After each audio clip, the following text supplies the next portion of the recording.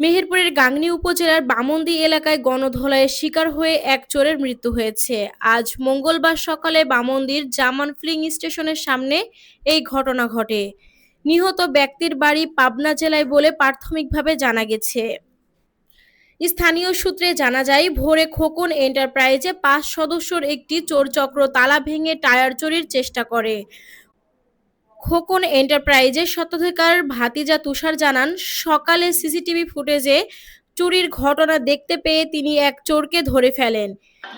আজকে ভোর ৫টার সময় আমি হঠাৎ করে ঘুম ভেঙে যায়। আমার আল্লাহর ইশারায় ঘুম ভেঙে যায়।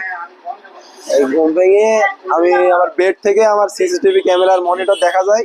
মনিটরে আমি দেখছি আমার এই রুমে, নতুন টায়ারের রুম এটা, এই রুমে এই রুমে হলো আপনার হচ্ছে চারজন মানুষ দাঁড়ায় আছে। আমার কথা হলো, আমার দোকানটা ২৪ ঘন্টা খোলা থাকে।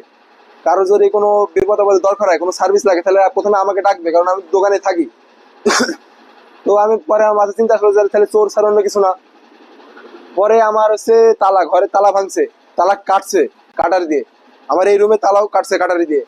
কাটার পরে পুরো ভেতরে ঢুকছে। ভেতরে ঢোকার পরে আমি ক্যামেরায় দেখছি, আমি শুয়েছিলাম, আমার বেড থেকে ক্যামেরা দেখা যায়। ক্যামেরা দেখার পরে আমি ওখান থেকে দৌড়াই উঠে এসে ৪ জনের ভেতরে একজনকে আমি ধরে ওর গলা হচ্ছে আমার হাত দিয়ে আমি আটকে রাখি এক কথায় ওকে। আরো ৩ জন ছিল, ওরা ছেড়াতে আসলো, ঠেকাতে আসলো। ঠেকানোর পরে আমি ওরা ৪জন মিলে আমার উপর আক্রমণ করে।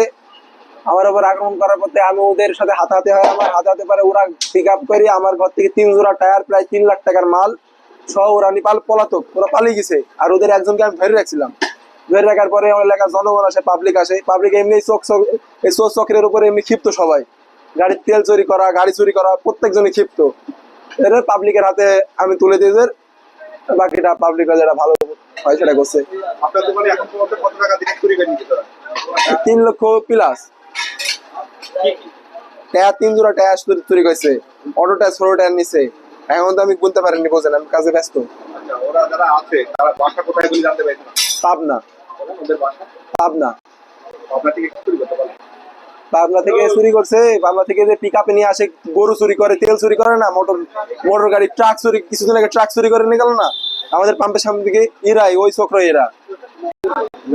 প্রকৃতপক্ষে আমাদের জেলার গাংনী উপজেলা জেলা জুড়েই বলতে পারেন, প্রতিনিয়ত অটো, ইজি বাইক চুরি হচ্ছে, মোটরসাইকেল চুরি হচ্ছে। নামাজে গেছে, এসে মোটরসাইকেল পাচ্ছে না, পিক আপ গাড়ি চুরি হচ্ছে, সিএনজি চুরি হচ্ছে, ট্রাকের টায়ার থেকে শুরু করে ট্রাকের বিভিন্ন যন্ত্রাংশ রাখা অবস্থায় চুরি হচ্ছে। এবং এগুলো বিভিন্ন জায়গায় ওই মালামালগুলো নিয়ে সেই ঠোসটা ফেলে রাখছে। তবে এই চোরগুলো সবসময় ধরাছোঁয়ার বাইরে থাকছে, যার কারণে মানুষের মাঝে একটা বিক্ষিপ্ত বা ক্ষোভ সৃষ্টি হয়েছে যখনই শুনছে যে এখানে অমুক গাড়ি চোর ধরা পড়ছে। যারা আসলে এই চোরের দ্বারা যারা ক্ষতিগ্রস্ত হয়েছে, তারা সকলেই যেন ওই চোরকে দেখার একটা আগ্রহ প্রকাশ, মানে মানুষ এখন আর যেন প্রশাসনের প্রতি আস্থা রাখতে পারছে না, তারা যেন সব আইন নিজের হাতে তুলে নিচ্ছে। তবে এটা নিঃসন্দেহে ভুল সিদ্ধান্ত। প্রত্যেকটা চোর যখনই যেখানে ধরা পড়বে, তাদের অবশ্যই প্রশাসনের হাতে তুলে দিলে হয়তো প্রশাসন তদন্ত সাপেক্ষে ওই চোরের পিছনে যারা জড়িত আরো অনেকে ধরতে পারবে। যেমন আজকের এই চোর এখানে নাকি ভোরের দিকে ৫ জন চোর চক্রের সদস্য একটা পিক আপ নিয়ে এসেছিল। দোকানে একজনকে জাপড়িয়ে ধরছে, বাকি ৪ জন তাকে উদ্ধারের চেষ্টা করছে। যখন পারেনি তখন তারা টান দিয়ে চলে গেছে। পরে স্থানীয়রা এসে এই চোরকে ধরে এবং গণধোলাই দেয়। এই যে একটা প্রাণ চলে গেল, সে চোর, সে আইনের মাধ্যমে তার বিচার হতে পারত।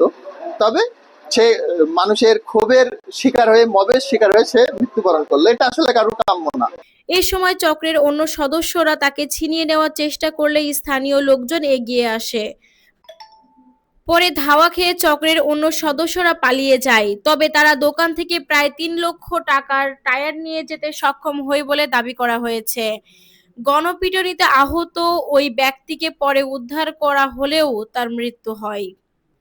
গাংনী থানার ভারপ্রাপ্ত কর্মকর্তা ওসি জানান, খবর পেয়ে ঘটনাস্থলে পরিদর্শন করা হয়েছে।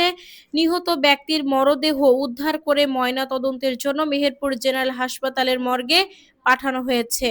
ঘটনার তদন্ত চলমান রয়েছে।